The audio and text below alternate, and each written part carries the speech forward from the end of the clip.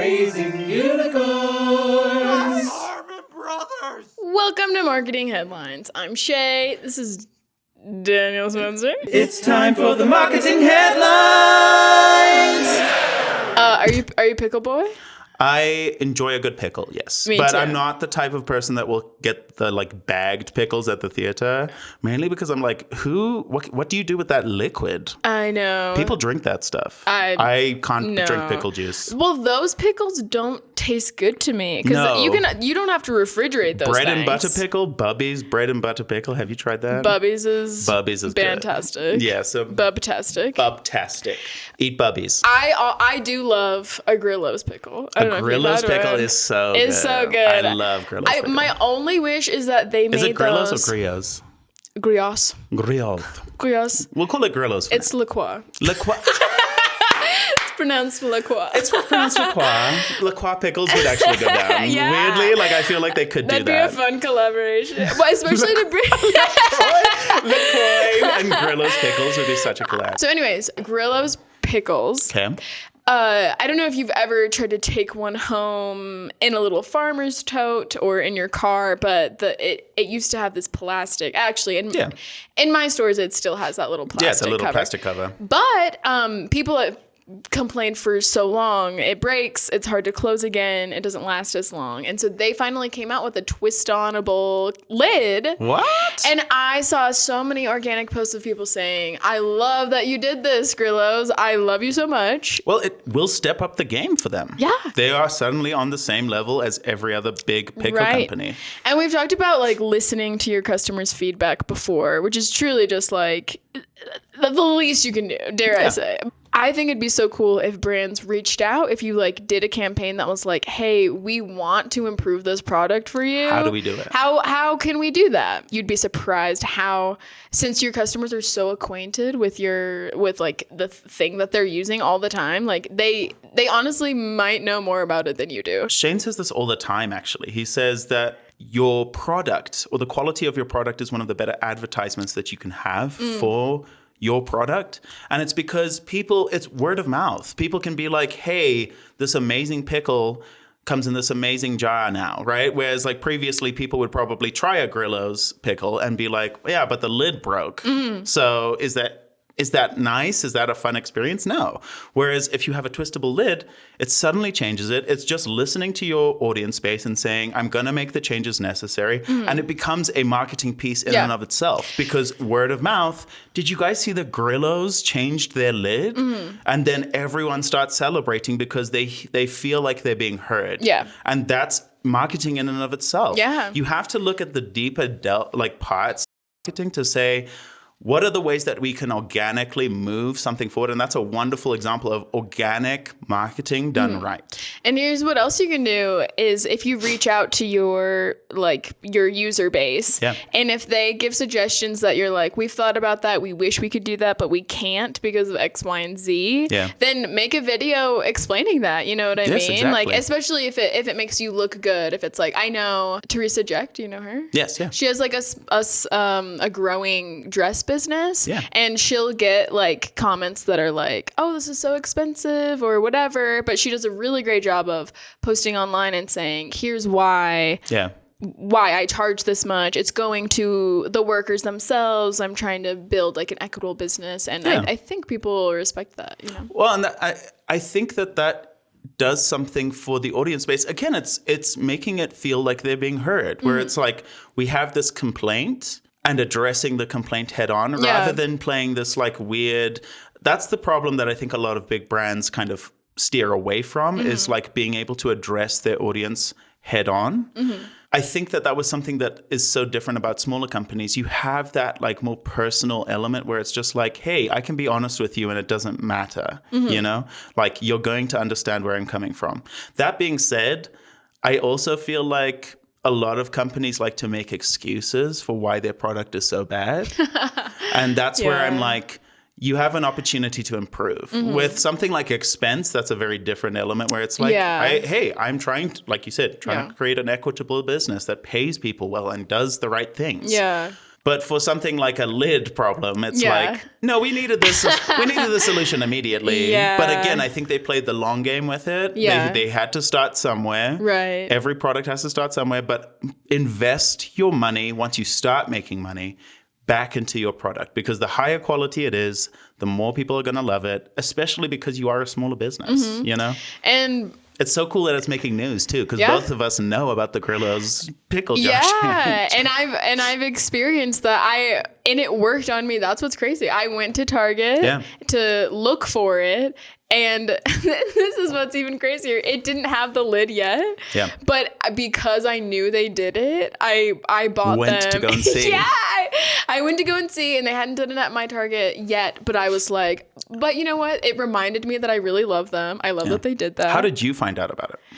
I picked them up at Costco? But I'm saying, how did you find out about the lid change? Oh, on TikTok.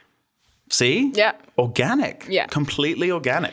And that's all it takes Yeah. to be able to efficiently market. Like, you don't need to do these fancy, meme-worthy, crazy campaigns. You can just change an element of your product that people don't like. Yeah. And that's enough marketing. That's enough press. Yeah. People will go crazy for it. And if you're cool enough, like, remember when people wore In-N-Out merch, like, unironically? Yeah. It was just, like, a cool thing to wear the socks. Do you remember it's that? I still feel like I see a lot of people wearing Kirkland. Yeah. Like Kirkland brand stuff. Oh, It's yeah. organic marketing. Yeah. Yeah. What do you think of Jerry Seinfeld's Pop-Tart? Actually, I debacle? I haven't watched it. What is going on? Well, but you know he's coming out with a movie, Yes, right? I've seen the unfrosted ads, and it's like a satirical story about how Pop-Tarts came to be. Oh, right? really? If I remember So correctly. it's like the Weird Al kind of Yeah. Like they took it. documentary Yeah. type thing. I don't think it's like a documentary. It's like a proper movie. Like they pretend it's like the story of how Pop-Tarts came to be. Is it like that's what I mean by like fake documentary, or is it they're No, it's like a filming movie. it like a movie? It's like a movie. Huh. Yeah, okay. like it's like with characters that they've invented and this like fake storyline on how Pop-Tarts came to be. That's my side. I know Yeah. that much. It's called Unfrosted. Yeah. So when I've seen again the response to this ad Yeah. push, it's actually just what we were talking about, where it's like the quality of your product has to back up what you're doing, because shrinkflation has Yeah. affected Pop-Tarts. Yeah. The jam is thinner, the little Yeah. juicy section in the middle. People are like, It's like a cracker now. I've literally heard people say the off-brand tastes way better. Yeah. And it's And cheaper. I've always been a toaster strudel girl Oh, more than yeah. I've been a... Same. I think people are like, why are you putting so much money into a movie when your product could use some work? Yes, You know what I mean? exactly. Because really the feeling is like you're cheaping out on us. Yes. And like, you know, the Give up your marketing budget and just make it a good product. Right. You have enough clout at this point Yeah. to be to just make your product kind of speak for itself at this Yeah. point. They could do some really interesting stuff. Like, I always wondered if they advertised as organic Pop-Tarts. Mm-hmm. Yeah. They could be like, we just took more natural ingredients and decided to make a Pop-Tart that's more natural. Yeah. Would be so funny or in even my if, mind. even if they said we had this much marketing budget, we cut it in half so that we could provide better ingredients for you, or make the filling thicker, or Make the icing feel less sugary. yeah, make the icing like better. an assault on the mouth. and we're going to you. How do you want us to change it? Like, imagine that if they're like, we have this much, it was in our marketing budget. It would be an insane campaign Yeah. because people would actually live for it. Oh, you made it better? Yeah. Great. We want to buy that thing. Right. And I also think like Skittles did this campaign where they bought an apartment in New York and decorated it like Skittles, and then they're letting a person live there for free for a year. Oh, what? And the response for that campaign was so different Yeah. from Pop-Tarts, where people were like, because Skittles are the same. Yeah. And then B, people were like, oh, I feel like you care about us. You're like in touch with the housing crisis or whatever. And you're like, But it also feels pandery. Like, we'll give one apartment away. Like, buy the building, For- girl. Do a whole Like your Skittles, you could buy a couple of apartments. Like, give Yeah. us a floor at least. I'll say that. I'm not going to let Yeah. them get away with it. No, it's true. But like you said, it's relatability. They're more in touch with their marketing teams and what people want to see bigger companies doing with that money is like, hey, if you're going to make this thing, make it good, make it interesting, or make it better. Yeah. Those are like the three main like factors that you have to put into play. Yeah. But I will say there is a trend of more long form movie narrative content coming from products like we talked about before. Walmart did that Hallmark miniseries, Barbie, Mattel. Yeah, all of those things are coming out. So Margot Robbie is working on a Monopoly movie, apparently. Oh, really? Was it a Monopoly movie? Oh, yeah, the Tetris one. Tetris backstory, the Nike one. Nike movie backstory. So why do you think brands are investing in these types of movies? And do you think they're doing it effectively?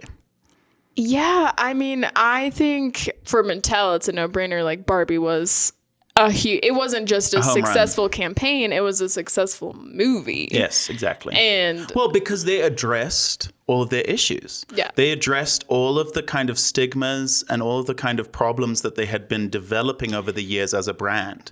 And they tried to address them, I feel like, in campaigns before, like when they started changing up the body images of different Barbies. They started like trying to be more diverse in how people are sold it. It was like, yeah, okay, we're relating to it, but you still have the problems you have. Yeah. And for the Barbie movie, it felt like it addressed it in a beautiful, fun way that still kept the audience excited about what was going on. Yeah. And so it will be interesting to see if any of these other brands can follow suit, because it's definitely a tall order, and it's much more than just selling a product in a movie. Like Barbie made a fleshed out world, real characters with real concerns and real problems. Exactly. And Take that, Walmart. Right. You gave us a Hallmark series. Right. Maybe there's a reason that wasn't as successful. Right. And so it'd be interesting to see, like, can you do that with Hot Wheels? As far as, like, for small companies, like, what direction that's going in, I think, if you can invest in, like, good storytelling about your brand, and sometimes that's, like, long form, like, movie-esque ads, but other times that's just, telling the story of where your brand comes from, why you made it, like why it's important to you. Like, you have to subvert reality a little bit for people. You have to share the stories that are going to get people interested enough in the brand. And I feel like that's what small companies do constantly. Yeah. Through TikTok, through Instagram, through all these other social media platforms, we have an opportunity for brands to share their stories. And I think that's why so many small products have been taking off. Whereas with bigger brands, they are kind of relying on this more movie-esque, bigger production stuff to kind of tell the story, because people don't want to watch their short form content. Yeah. And it's because they've made short form content kind of formulaic and weird. And again, it's watching those formulas and being like, I'm not really as interested in this. Whereas I could watch Barbie movie and have all of the concerns addressed, and have people be excited about Barbie again. Feels fun, you know? Yeah. I am waiting for the Bratz response, though. I know. need a Bratz movie. Bratz movie, please. I need Bratz. Yeah, and I think, there also seems to be a certain point of, they've been around for a long enough time that it's like, what is their story? Exactly. Because there's so many layers to it, and so they can kind of like dissect that. But then again, even more of a relatable takeaway for small companies is like Barbie has done what we keep talking about over and over again, which is they were self-aware. Yes. The Barbie movie wasn't perfect, and like it didn't tackle all aspects of feminism, and like their valid critiques, but they did address our concerns with them. They did address a lot of concerns. Yeah. So something that I really love from one of our clients is Kodiak Cakes. What I love about Kodiak Cakes and how they develop their brand is that they particularly highlight ways to make their product more interesting. And they try to relate in the way of like, hey, you can make this, you can do this is what we're doing here, this is how the sausage is made, right? Like that type of stuff is so much more relatable to me and so much more interesting, because as a cook, I'm trying to find stuff to cook. So if you're a cooking company, an ingredient company, a food company in general, show me something. I much rather watch how a better Pop-Tart is made than watching some Jerry Seinfeld-backed nonsense piece. Yeah. Where it's like, okay, here you go. This is funny. We wrote a comedy about this. Yeah. That's the other crazy thing is that I think Pop-Tarts or Kellogg's wants this to like work in their favor. But like what kind of brand are you building out by having them tell a fake story about your brand? Yeah. Do you know what I mean? Like, what's the real story behind Pop-Tarts? And can you give us that story, or is there too much controversy maybe back there? We are very research-based here at Harmon Brothers. We love our research.